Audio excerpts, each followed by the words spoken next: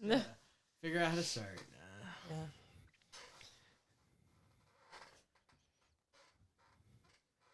Can we start it like this? Sure. Can we just like, can we have like 20 seconds of awkward Starts like we don't silence? even belong here. Oh, do you have a hairy mic? This isn't even my house. Yeah. We My broke in. hair. Uh-huh. We broke in here, actually. This is Yep. covert operation for the past couple years. Yeah, this family hasn't been home for weeks. We've been living in the walls. It's, you know, those videos that people were like, oh, my security camera caught this. Yeah. And then it's like in their kitchen and you see like a homeless person descend from the vent. Yeah, And they yeah. climb down the fridge and eat the food and then just scurry back up there. Inside, they found 58-year-old Tatsuku Horikawa. Investigations revealed Horikawa had secretly lived in several other houses in the area before settling in the man's home. She had lived there for a year before she was caught.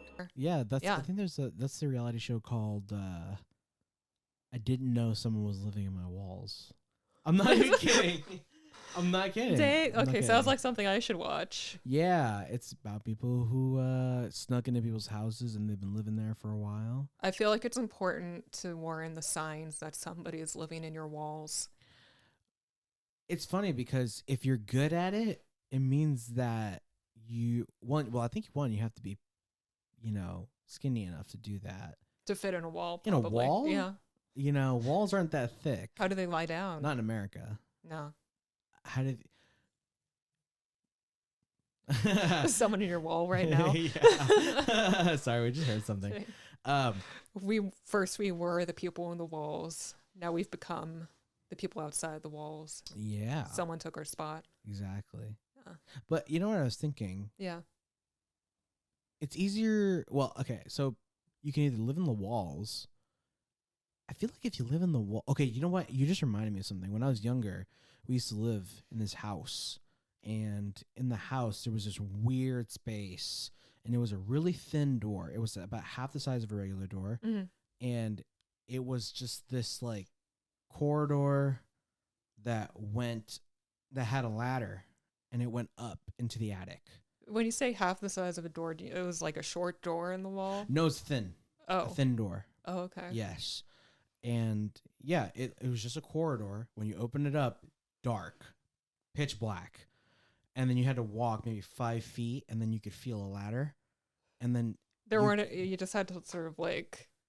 well, I mean, it was pretty look easy to for find. it. It's on the left side of the wall. Uh-huh. And you could climb up into the attic. Did you go up there? I don't have memory of going up there, but I know that my mother did. Okay. And other people of my family. Was she different when she came back down? Weird things happen there. Okay. That's what I heard. Oh, that okay. weird thing that's happening in the house. Like a ghost situation? I think some lady died in the house. So a ghost situation. Yeah. Okay. Yeah. Yes. Well, kind of. I know. One of my family members told me a story once of like a couple things would happen. One, like things would move around the house Mhm. on their own.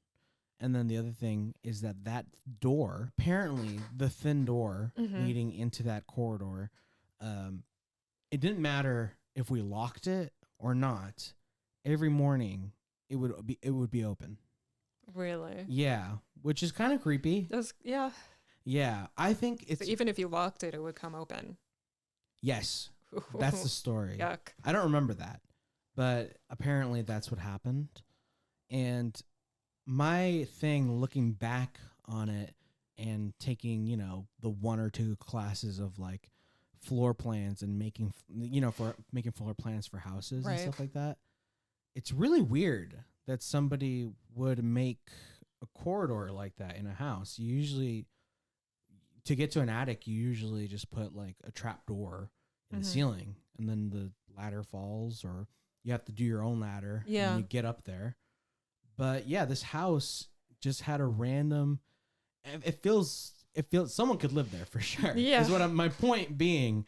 Someone could definitely live there. They obviously had a key.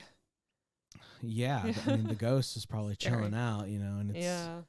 felt maybe it was mad that my room was right next to it. Stop blocking my door. Yeah. Right. Anyway, I don't know. Sorry. I don't know how we got here I either. don't know. Someone But- living on your walls. Welcome back, everybody. Yeah, welcome back. We're back for another show. Welcome to episode 43. Yeah, I think so. Wow, we're so close to 50. Yeah, I know. Right? What should we do? Wow. Should we do something at 50? Maybe. Ooh. Maybe we should get one of those little, you know, those little bottles that they sell, and then you just you pull it, and then you know, like little confetti pops out. Oh, yeah. Maybe we could do those. Little snakes in a can. Yeah. Yeah, okay. Yeah, that'd be fun. Perfect. Festive. Yeah. Yeah. Party hats? Yeah, I'm down for a party hat. Okay. When's the last time you wore a party hat? Me personally, Yeah. I don't even remember. They kind of hurt. I do. The little string that goes The under your elastic, chin. yeah, Yeah. digging in there. Yeah. Well, there goes that idea, I guess. I'm down Are for we a party hat. Okay. Yeah, I'm cool. just saying they hurt after a I'll while. get the comfiest ones I can find. I'll try them out, all of them, in the store, and I'll make sure they won't cut into our skin and leave marks. Perfect. Perfect. Yeah. So, We kind of wanted to open the show with some good news. We haven't That's talked right. about this in a little while, but you guys might know that we are going into production for a short film very shortly. We are halfway through the casting process, I guess. We're going to Yeah, for one character. So like the plan that we're going to do is we're going to do a little test shoot first to attach to the fundraising campaign. I probably shouldn't just explain all of this, but that's where we're at right now. Yeah, And we're applying to grants and stuff. And one of the grants that we applied to has advanced us to the second round. So that's the big development there today. This just happened this morning. yeah. So we're excited about Super that. exciting. I'm so glad. I mean, this is probably my first script where basically everyone who's read it has responded really well to it. Yeah. Like, it's my least polarizing thing I've ever written, and it's way out of my normal genre yeah. and stuff like that. And it's a short. It's the first short I think I've really written intending to produce. So that's very encouraging. Yeah. We just and- wanted to share. That's where we're at right now with that. So it's still happening. Yeah, and not to investors yet, but it's definitely like the easiest script I've ever had to like sell To pitch to anybody. people, Yeah, everyone I've pitched it to, they've been like, oh, I mean, we just kind of pitched it because we went location scouting last week too for That's right, we did. our most expensive location rental we're gonna have to do. And even when we pitched it to him, he was like, yeah, that's like the kind of movie people remember after seeing it at the festival, yeah, which was So- also encouraging. yeah. Though, since it is like a specifically film location rental spot, I was like, maybe he says that to everybody. You know, it was like, if we were like, we're going to make a low budget porn here, he'd be like, wow, people will remember that. I should pitch that to him one day. and See what he happens. says. Yeah. No, send someone else in. Let's disguise somebody. Just, Hidden cameras, yeah. stuff like that. Little social experiment It's just an experiment. on this poor guy just trying to make money. Yeah, He's actually someone we should probably interview. I keep saying that. yeah. He's really nice. Eventually, yeah, for sure. He's really nice. He's very involved, obviously, in the local scene in the because local scene. he runs this place, Mm-hmm. and very very nice and encouraging to talk to. I think that would be a cool interview. Yeah. But yeah, so yeah, that's the news I came to the table with. We Yeah. made it to the second round of a grant that could be really good for us to have. Yeah, and I think this is technically our second episode of the year. So Yeah. so we'll if for what it's worth, we'll keep updating you guys on the progress up until we finish shooting this thing. Yeah, it Which feels will be like really fun. it's funny because we definitely started this process sometime last year. Yeah. And we were like, we're definitely going to film this in October. And Yeah. now we're sort of looking at this taking a good amount of time. Yeah, it'll probably be by like the a end of train the wreck year, thing, we'll you know what I have- mean? yeah. Yeah. I could see the same type of timeline applying because of certain Similar train wreck situation, yeah. Yeah. But we're solid start so far. Yeah. It's exciting. It makes me very nervous still. But I was thinking to myself, because like I said, we're about to do callbacks, and we've notified the guys for callbacks. Now we just have to schedule them and stuff. And it's funny how even just a move like that, it feels like such a big deal, is because we're like, oh, commit an hour of your time to us now. Yeah. But then I thought about it for like longer than a second for once when I got that Mm-hmm. that nervous feeling, and I was like, that's part of it, isn't it? That like I should probably just embrace the anxiety because Yeah. there's no such thing as a film production with no anxiety. Yeah. Well, that's the And- thing yeah. about like making getting through to every step. Mm-hmm. Every step leads to a bigger step. It does, exactly. You know what I So mean? I should need to calm the fuck down like right now.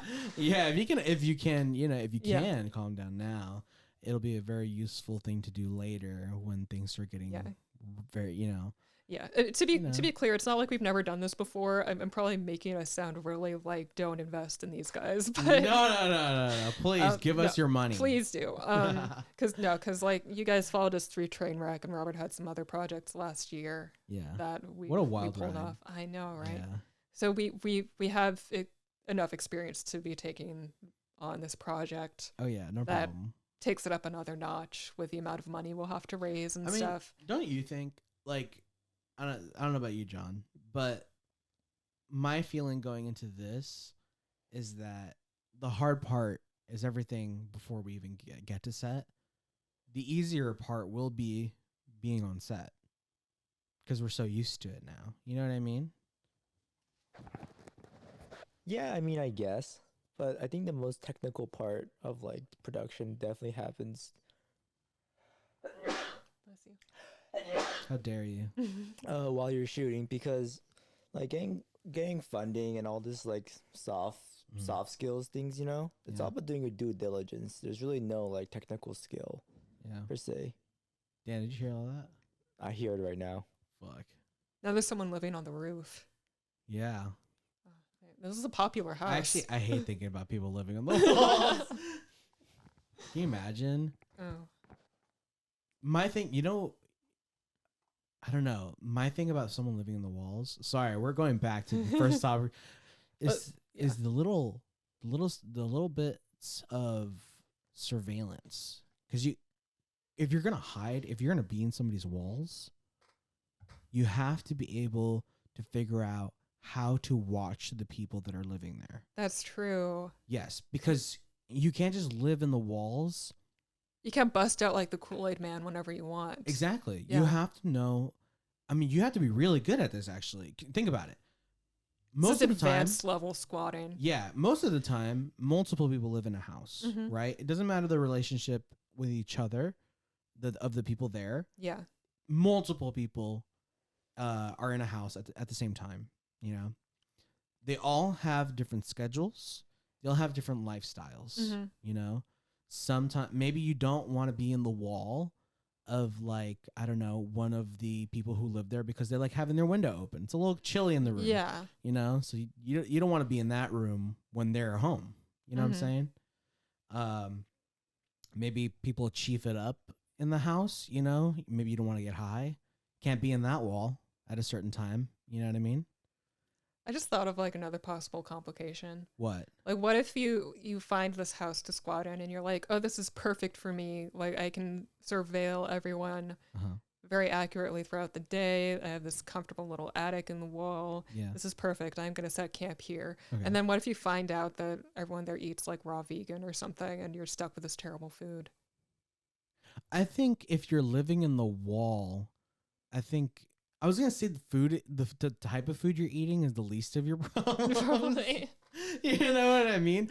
How did you even end up in the wall in the first place? You know what I mean? That's You're true. in I the- guess you're not in a position to be picky if you have to live in a wall. Yeah, you're in the wall for a reason. Okay, this isn't a luxury wall. I feel like you're either a perv or you're in a really sticky situation. And if you're a perv, you're definitely not thinking about food or survival. You're thinking about just you're getting. like, I will take this vegan. You're burger. thinking about your fix. 100%. Yeah, okay. Yeah.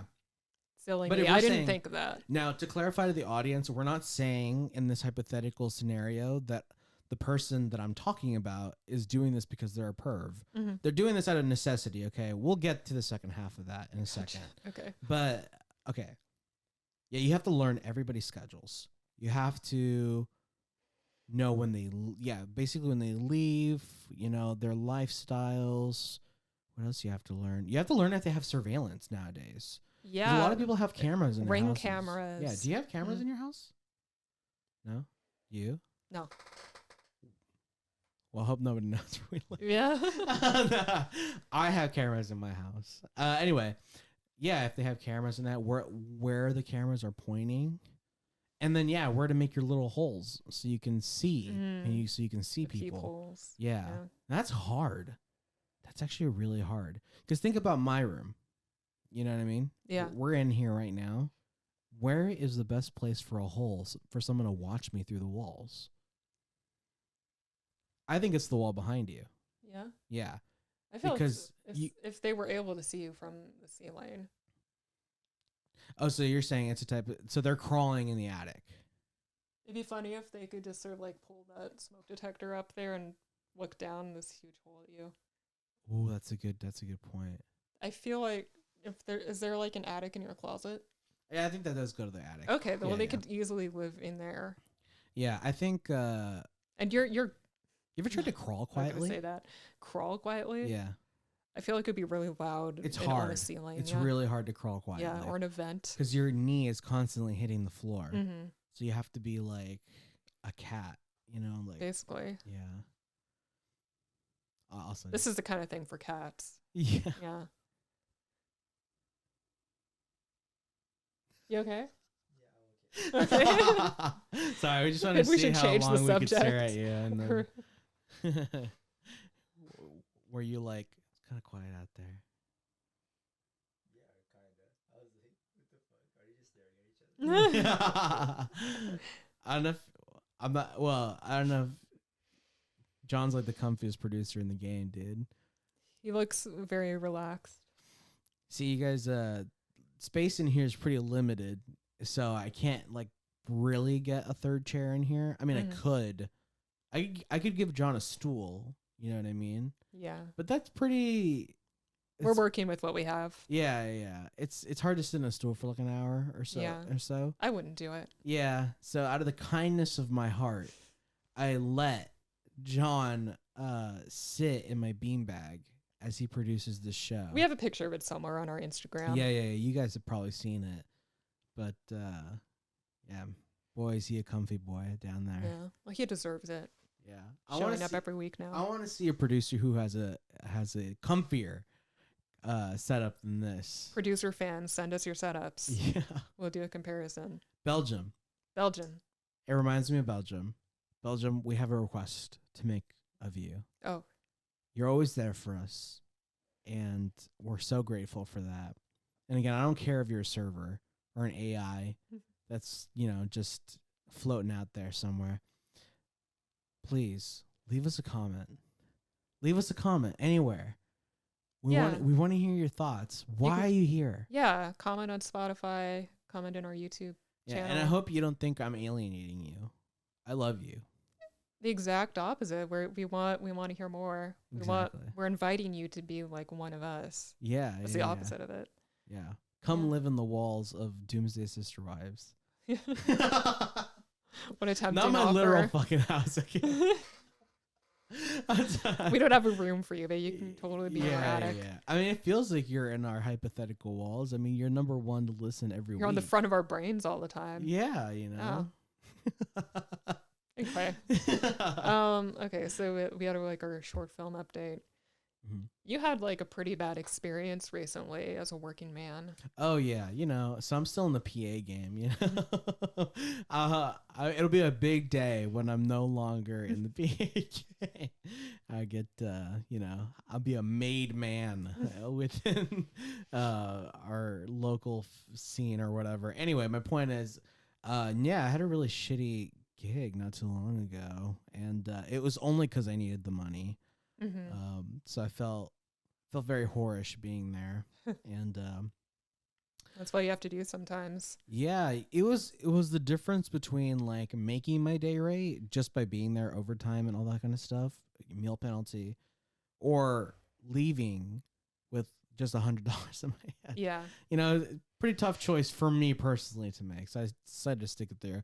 But yeah, these guys were very I don't even know how to describe it. it was a big company. Like it was a big production. Company, it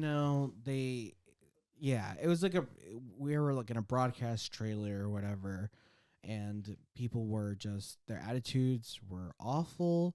And it really proves that attitude is maybe like, it's at least 25% of the game. It's probably one of the most memorable parts of the experience. Yeah. Is how you get along with other people and how they treat you. So I left out kind of a big part of this whole story, right? When I first told you about this.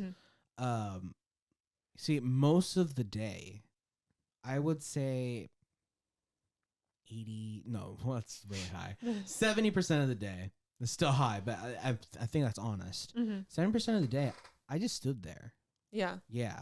And I'm not a stranger to standing places for a long time. You know, I used to work security. It used to be like stare at this wall for 8 hours and then clock out. But the thing that made it so hard was everybody's attitude, or at least the main people's attitude. It made the day feel so long. Like, I remember, so the first incident, right, of the day was I was talking to this girl.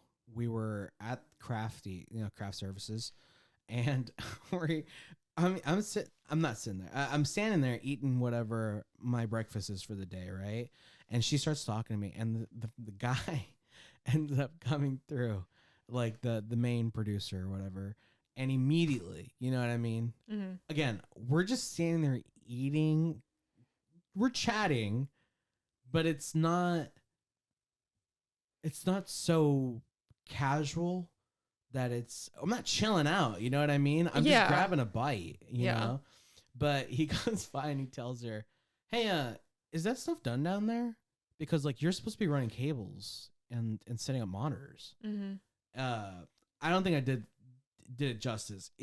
The way it sounded was very condescending. And I was like, you're supposed to be doing your job, right? Yeah, exactly. That's exactly how he said it. Job. Yeah. And we both looked at each other and you can tell, you know, I don't know. Personally, I feel like I have a good feeling of when something's off, you know, in a situation, like an interaction. And it was the fact that me and her looked at each other like, like, it's not just me, right? You're right. Like, yeah, exactly. Being like, I'm not crazy, right? Like that was kind of like uncalled for, and that's kind of a dick move.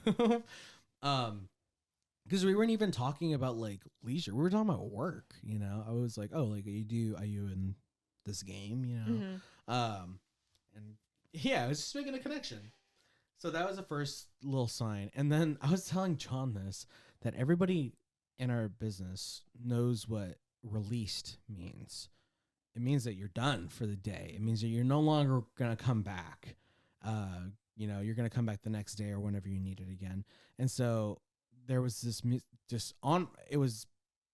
purposeful miscommunication of someone telling me that the rest of our crew, which is contracted, is going to go home or released, right? That was the wording used. We bought lunch. It was clearly not enough for everybody. So I brought it up, you know, I go, hey, I don't think this is enough for everybody. And then they go, oh, don't worry about it. Everyone's going to, like, some people are going to be released or whatever. He didn't finish the sentence saying they're going to be released for lunch. You know what I mean? Yeah. So I was like, oh, people are going home, you know, and I'm not even the producer on the shoot. I'm just a PA, or I was a runner that day, but I felt like a relief. I was like, oh, cool. I don't have to tell people, like, guess what? Like, you're not included, which I've never had to do that before, ever. So every time I work, there's usually lunch somewhere, or it's very clearly stated, like, hey, we're either going to reimburse you, go get lunch, or it's like, hey, you're not going to be reimbursed. You go into it knowing what is you have knowledge, you know what I mean? It's like somebody talks to you. It's like, here's how it's gonna work, you know. But it was very obvious to me that none of the people who were working. By the way, I was one of them. We had no idea how the day was going to be set up in terms of lunch or dinner. We didn't even know how long the day was going to be. All I knew was that the thing that we were shooting started at 6 p.m. Which I was hoping. I was like, oh, you're not going to need me, right? And then I was not one of the people who was going to be released. So I was like, oh, shit, I'm going to be here till 6. And then I learned that the shoot duration was till like 10. which would have been like my 12-hour mark. And I was like, oh shit, we still got to like clean up and do more stuff afterwards. Right. So yeah, it was a long day. And yeah, people asked about lunch.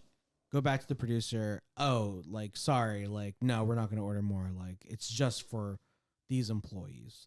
I was like, you know, the people, I didn't have the balls to go like, you know, the people outside don't know that. Yeah. You know what I mean?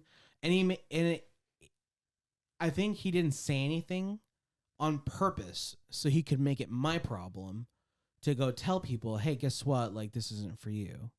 Yeah, he put you in that position. Yeah, so you wouldn't have to. Yeah, because then what's going to happen? See, because I didn't say this either, but like, if I hadn't have gone out there and done that, the people who that was bought for would have not gotten their lunch.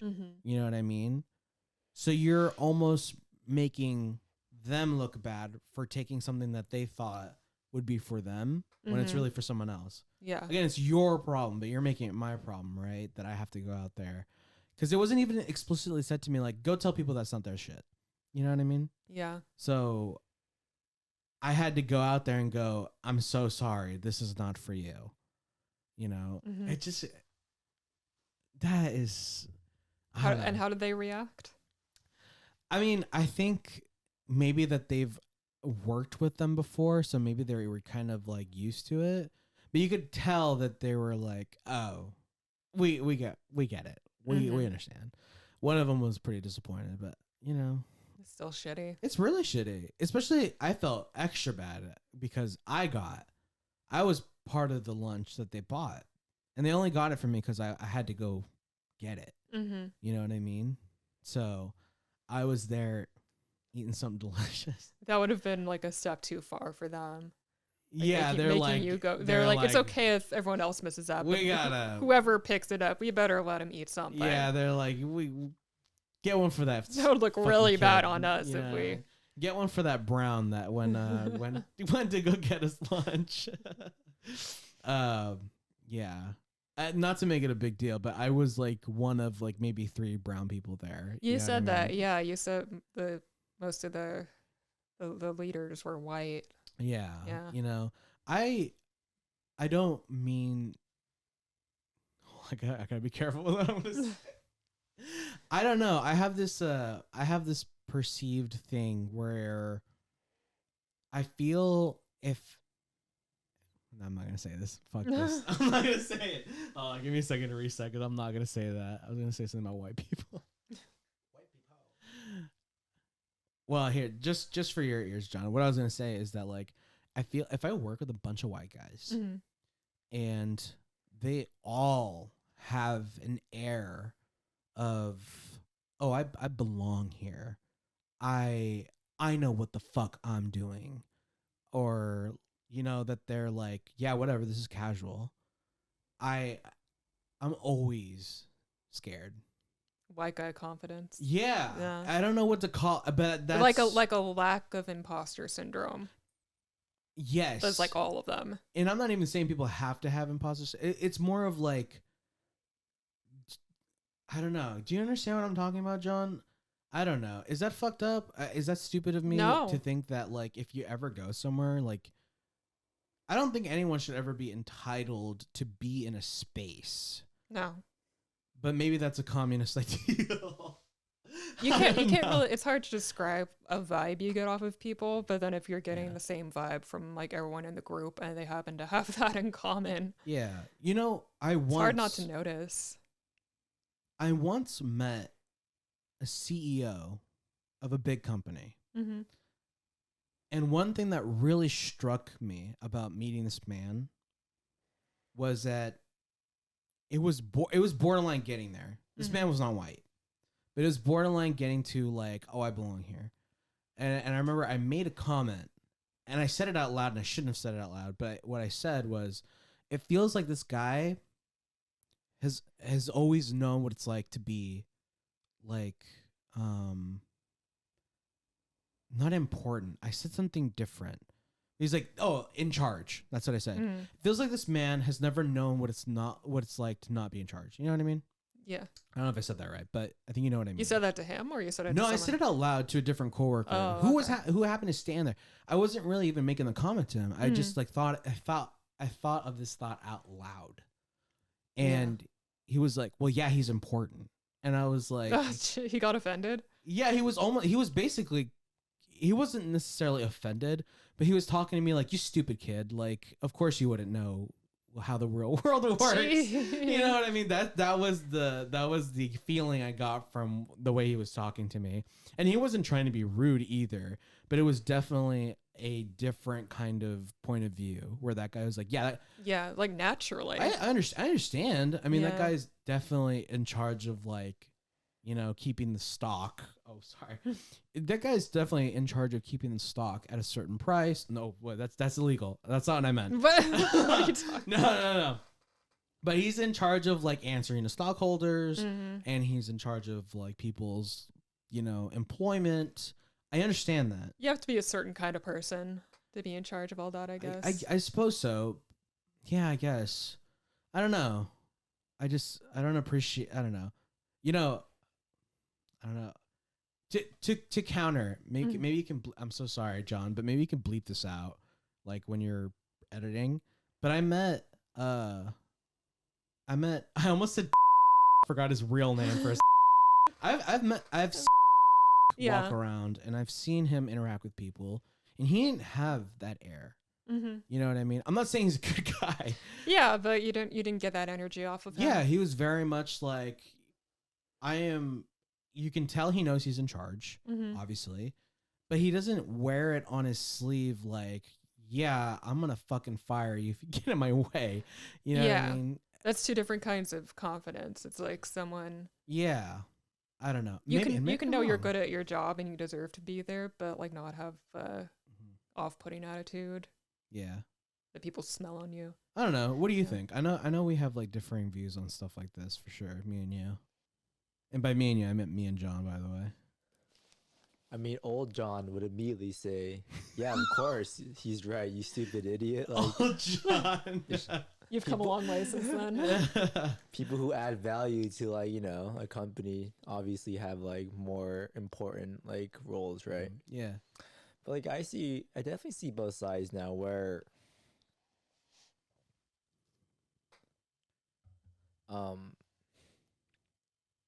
we all feel that anxiety of, am I performing well enough? Am I doing a good enough job?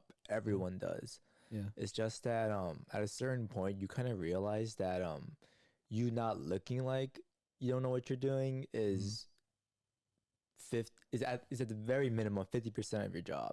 Yeah.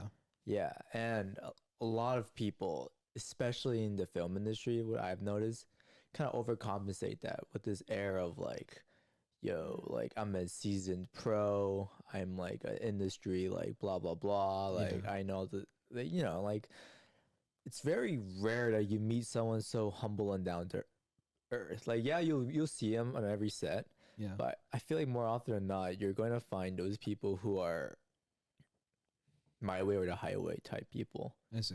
You know what I'm saying? But do you feel that like there are some people in these positions of power who maybe deep down they do have imposter syndrome, so they're overcompensating a lot?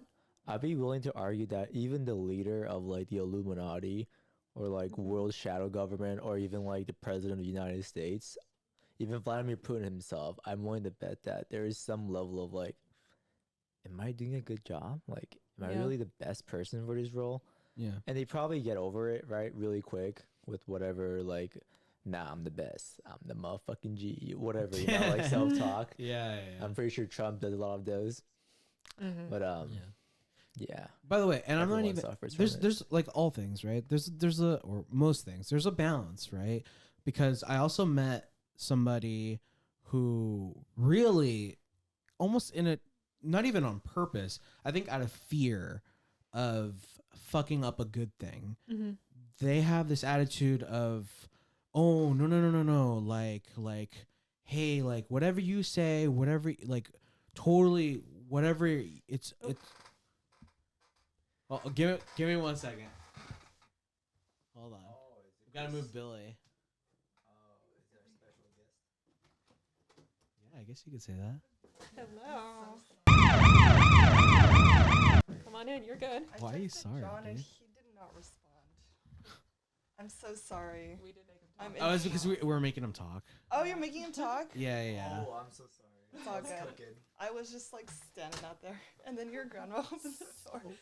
Oh, she got this. So what I was saying before though is, I met someone who. Hope it's not obvious. I met someone once upon a time Mhm. who was like. What? Why do you keep looking at me like No, that? sorry. I almost did an impression because I remember one time I saw a Conan O'Brien sketch Mhm. where he went to this acting coach and the acting for commercials, and the acting coach was like, well, the client this, the client that, and then eventually sort of like he said it so much throughout the entire sketch that Conan O'Brien was like, oh, the client wants it, so the client will have it. Like, you know what I mean? Yeah. And I met someone who was very much like that, where it's like, no, like the client wants it this way. It has to be this way. Like, there's just no other way to do it. Like their life was on the line. Yeah, you know what I mean? Like they get this really overwhelming anxiety that they're gonna fuck something up, or the person that is in charge is not gonna like what they're doing. So they're micromanaging everybody else. No, No? but they're putting that pressure on everybody else. You know what I mean? And it's for a lot of the people who work there. It's like, hey, like they know what they're doing. They're here for a reason, and everybody knows each other, so everyone can trust each other. Everyone's gonna do their best, you know. And one of the things that really does bug me is that, you know, not too long ago, you know, I was talking to this person, and they were telling me, oh, you know, they want to change this in front of the cameras. And it was a very specific thing that has always been this way for a reason. And somebody else chimed in on the conversation and go, you know how it is, you know, if one person starts to say something, then the next person next to them, executives, the next executive will be like, oh, you know what? You kind of have a point about that. You know what? You're probably right about that. What do you think? You know, John, it's like, oh, I think, you know what? You're so right. And then you have this cascade of people who are important, thinking that they're you know what I mean? You know what I mean? And so they chimed in to the person in charge, who is the person I'm talking about with anxiety. And they're like, now they're putting him in a position, or them in a position, that's like questioning themselves. But they're paying that person to make these decisions. It's like, but he's too scared to say, hey, it's like this for a reason, you know, let me explain it to you, you know. But this person can't even start the explanation, because it's more of like, oh, no, if that's what you're saying, let's do that, you know. Okay. Yeah, I don't know. I don't know if I'm explaining this. It's just because I can't name names and I can't say a lot about it. This is about the job you just did, or it's about a different job. Okay. But it's just that my point being is that I think there is some balance that you should have of like, hey, like we have history. You pay me to be here, and I think I've proven that I do a good job, and I'm doing the job the way I should do it. Like, just trust me. Trust me, you know? I feel like sometimes that trust is like lost because of people who are like, oh, like I automatically know better because I'm in charge. I'm paying you. Yeah. You know? Yeah. I don't know. But I guess that's the real world. I don't fucking know. So, anyway, that gig that I had was really shitty. Yeah. And nobody who was in the same, you know, contract that I was on the same boat as anything. Didn't know we weren't going to have dinner, you know? They kind of made you like the messenger for all the bad news to everyone else. Yeah, I had to go be like, hey, about that dinner thing, there's not going to be dinner. Yeah. Just apparently you're supposed to write it as a meal penalty. Go starve. Yeah. Yeah. Yeah, seriously. I mean, we had craft surfaces, but like, Yep. damn, like fucking pizza? Like, This company should have known better. yeah. Like, if you knew what company it was, you'd be like, oh, dang. I think it's one of those things where they don't come out to the spot we were at very often. and they think they can get away with it. Mm. Yeah. Which they're not wrong. I'm not Which, yeah, I mean, we're I'm not gonna going to do say shit who about they that, are. you know? I'm gonna take my paycheck and walk away Yeah. and never go back. Mm-hmm. You know. So You guys convinced me to watch True Detective, yes. and so we talked about it last week. Mhm. I have to say, I suck at watching True Detective, first of all, because you guys told me about the first season and how there was a lot of sex in that one. So I was like, I don't want to watch that. So I put on the third season. Yeah. And I remember nothing. Somehow From the pilot, right? Or from the first I episode? watched like almost all of it. Mhm. And I think I did it wrong. I just don't remember. I don't know what happened. I don't remember anything. So then I tried to watch the first season that you guys were talking about, and the same thing kind of happened. I think my problem is that there's just too many Things moody where- detective guys Oh. who are really boring for me to watch. I see. Yeah. And who's that? Michael McConaughey? yeah. Yeah, I don't like guys like that. Not Michael McConaughey, but the character he was The playing. character. It was Would like you I call don't. that nihilistic? Is that yeah, right? It was like I'm so nothing exhausted. fucking He's matters. exhausting. Yeah. It's like I can't like imagine eating spaghetti with this guy. He's just talking about how his daughter died, and I mean, that's one way to put it. Like, it's so you're just- telling me if you were sitting across from that guy, you'd been like, "Oh my, are you really you're like bring why up are your dead why did I kid right invite now?" this guy? You know, it's like, and he's just gonna sit there acting like he has the. Never mind. Maybe I'm a bad person. No. It's not like my daughter's died, but still, I could not get through much of it. Yeah. So I was like, I'm going to stop trying. Like, this isn't working out. Somehow I keep fucking up every season. So I'm just going to wait until the Jodie Foster one comes out. Yeah. And then it did. And that took me like no effort to get into. Like, I was already so much more invested in that season premiere than anything else I'd watch. The way I tried to explain it was that I think I haven't seen the third season yet. I started watching the second season, which I actually did enjoy the first episode. I tried to watch the second season too, and I stopped after like 3 minutes. There's so much happening in that second episode. It's Yeah. definitely an exercise of like, hey, this is too much. You know, like slim it down. Yeah. You know? Just like stay. Because I feel like some scenes could have possibly been combined. I think what they were trying to do was set up the characters just like in the first season, but there's so many more characters that it feels sluggish to get to the point. Yeah, I you couldn't know? even.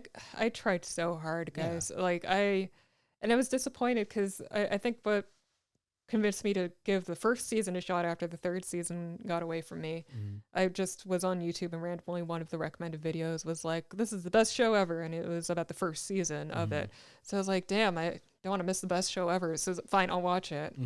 And then I just couldn't get into it, and I don't know. It was just doesn't work on me. I feel you though. I feel like if I wouldn't have given it that, because the first episode is a slow burn for sure. Because like you said, even at the end of it, you're kind of like, what is happening? Yeah, I got so easily distracted. It's just all these men talking in low voices and thinking they have it worse than everyone else. Yeah. Yeah, cheating Yeah. on their wives. Yeah, that was not fun. Yeah. Because I remember when it first came out, a lot of people were talking about those scenes to begin with because Alexandra Daddario is in them. Right.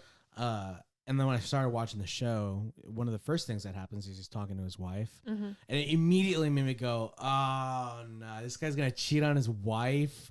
Like, and then, you know, she's like a really good wife. Yeah, you know, she is. I understood that amazing. much. Yeah, she's, you know, she takes care of the kids. Like, she does her own thing. She wants to communicate with him. She's beautiful. The part where they're eating spaghetti, though, when like Woody Harrelson leaves the room for a minute, and then when Yeah. he comes back after she's talked to him for a while, there's sort of this vibe like, you didn't prepare me for this extremely damaged man to be in my house tonight. It's like, have you even talked to this guy? Do you know much about him? Yeah. This guy you're working with.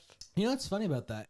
I kind of, when I was watching the entire first season, it made me realize that to write, because, okay, but they have another moment in the second episode of season 1, and it made me realize that to write two characters that become friends, or you can kind of tell are going to be friends, that it doesn't matter. You just need a couple of scenes to establish that kind of relationship. Mm-hmm. You know what I mean? Because even in that first spaghetti conversation, it's funny you say all that because you realize that she's the only person that he's opened up to in forever, maybe ever, ever since he was married. Yeah. And that really... Which is a lot for like someone you just met. I know. But the fact that she doesn't tell him to leave. Yeah. You know what I mean? That does tell you about her. That she wants to keep talking. Yeah. Because he even tells her like, we should change the subject. And she's like, no.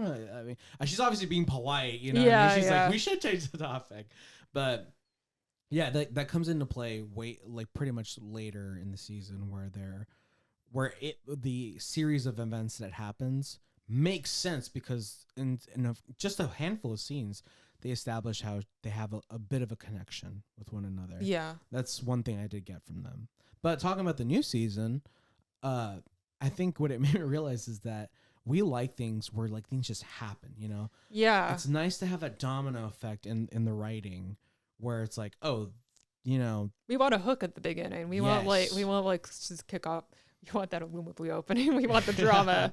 Head first into the drama. Also, immediately, spoiler alerts for anybody who's like trying to watch the show or whatever. Because I feel like we're probably going to be talking about it till the end of the season. Because I'm intrigued. I really want to see where it goes. Mm-hmm. And it's only I'm going to stay tuned. Yeah. So it was really fun. I don't know.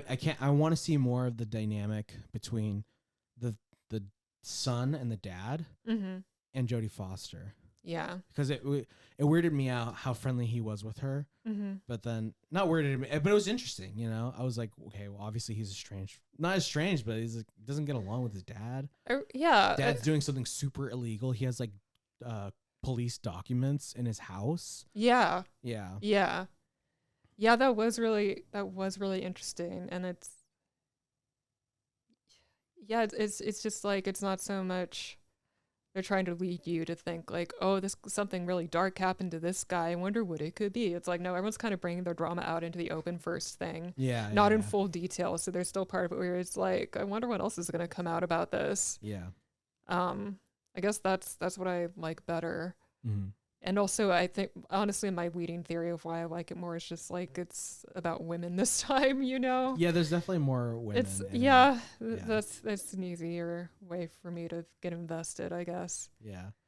Yeah. And then also the setting is very interesting, just like Alaska and wide open, Yeah, and it's not like time jumping this time. No, that was pretty jarring in the first season. Yeah. How they time jump. They do it in the third too. They do a lot. Got that to look forward to, but yeah, yeah. But yeah, and love the way it ended too. The first episode. Yeah. All the dudes that no were spoilers, petrified. but oh shit, my bad.